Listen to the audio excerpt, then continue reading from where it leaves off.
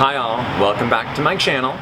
Today's video is going to be part 2 of the continuing series, What the pH? Before I get started, please remember to like and subscribe. Videos are going to be a little more intermittent. Well, actually they already have been more intermittent with everything going on with our reopening, so make sure you subscribe so you get those notifications. And please leave comments in the bottom. I'm still waiting for comments, guys, because I'd like to think that I'm that good of an educator that you guys are getting all the information and it's making perfect sense. But if it's not, please ask. That's what I'm here for. I'm just trying to, pass along information so you understand more about what's going on with your hair and everything that you're applying to it. Okay, but today's pH focus is going to be color. Okay, and so you're going to get some basic understanding of color theory.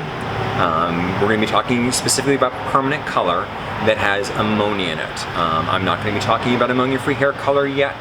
That is going to be a separate video, and I'm going to be spilling the tea on that one because we're going to talk about the truths, but we're going to talk about the myths and some of the lies that advertisers are giving you because they want you to think that, what you're putting in your head is some sort of modern-day miracle, which it isn't.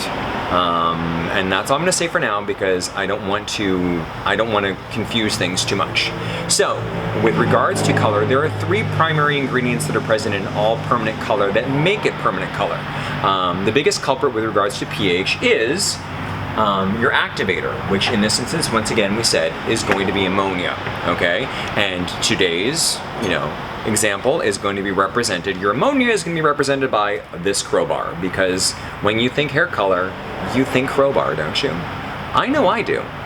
The sad thing is I actually do think crowbar when I'm thinking color. Now, many of you know ammonia. It's a very caustic product. It has a very, very high pH.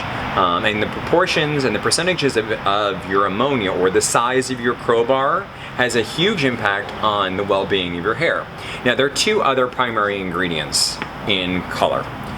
You have your pigment or your aniline derivatives, and you have your developer, which is in this instance going to be peroxide. I spoke in a previous video that developers can be other ingredients, sometimes enzymes, but we're talking peroxide.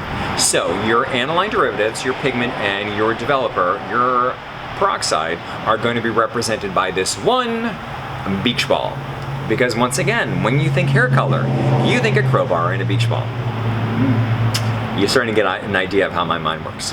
So, last video, I sat on the roof of my garage and I used the tiles on the roof, the shingles, to give you a representation of the hair cuticle. Today we're going to use the door, okay? And the first thing we're going to do is we're going to address the problem of working with what this represents, a fully formed color molecule, okay? For you color geeks out there, you know that we have all 3 primary colors. I did not plan this way. This just happened to work out this way with this beach ball. All 3 primary colors with a little bit of extra blue in there. So this is a nice ashy natural tone. Because there's so much white, we're saying this is a nice ashy natural blonde. But you have a fully formed molecule with all of your developer inside, your air inside. And you look at this and it's like, your cuticle. Yeah.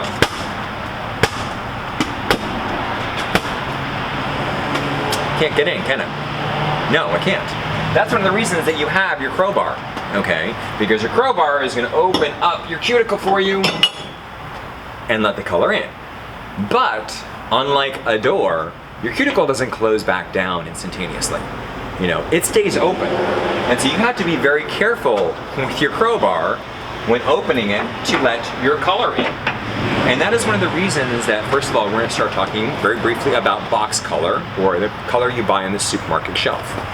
Now, when manufacturers are determining how big the crowbar is, they estimate how long it's going to take for the person applying the color. Because I'm going to get into the reasons of that, the reasons for that in just a second.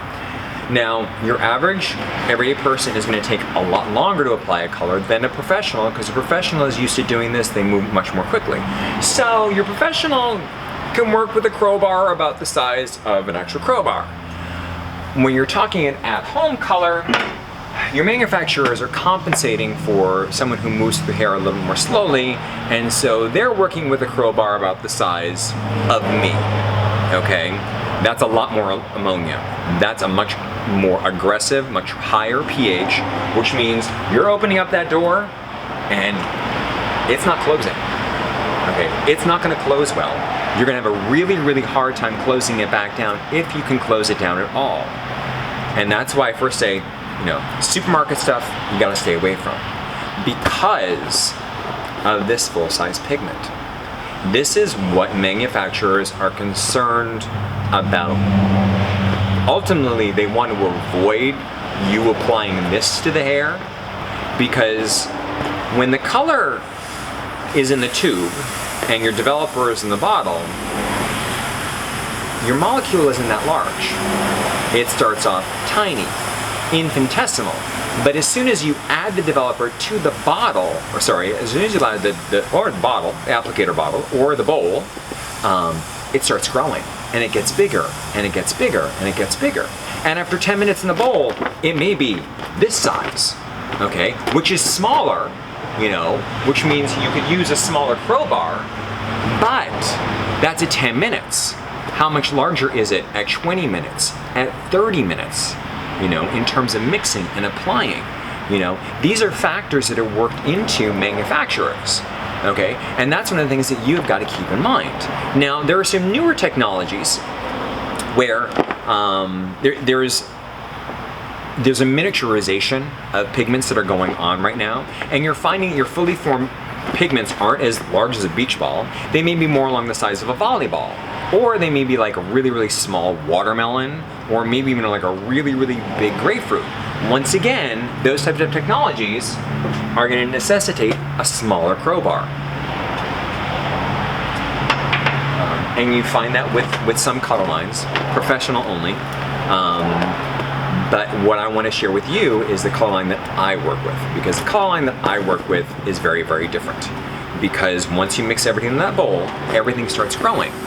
And so you have to be concerned about how large the crowbar is going to be, depending on how large the molecule is going to be at the time of application. Well, the color line that I work with negates it all, it gets it out of the way altogether, okay? Because basically, and this is the reference point I'm going to try and use if I can get this thing to empty out of here. Faster, faster, faster, faster, faster. Okay, we're going to pretend this is empty, okay? Now, what basically happens, to give you a reference point, okay, this is your pigment in the bowl, and you've got your crowbar in the bowl, and then you pour in your developer. What this technology basically does is it puts its finger over the nozzle, okay, and then transmits everything inside the hair, and that's when it actually starts to grow. That's when it gets bigger, once it makes contact with the keratin protein inside the hair. Which means that this is a flat nothingness in terms of size. And the color line that I work with doesn't even need a crowbar this big. It works with a crowbar that isn't even a crowbar. The crowbar that my color line works with is actually a string of 27 hydrogen bonds. No ammonia is actually used to open up the cuticle. Ammonia is used to jumpstart the chemical reaction in the bowl, but no ammonia is actually used to open up the cuticle.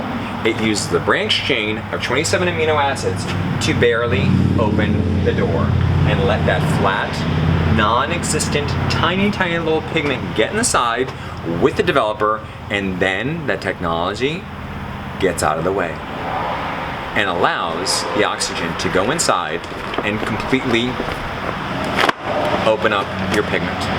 I hope this has helped. I hope this is giving you some useful information. If you have any questions, once again, put them in the bottom. I know I threw a lot at you, but at the same time, I'm hoping my visuals helped, even though my visual's a little sad right now. Okay, again, yeah, I hope this helped. Put your questions down at the bottom, like and subscribe, and yeah, stay safe, stay healthy, stay happy, and be gorgeous, because you're you and you're the only you there is. I don't even know why I said that, but thank you for being you. I'm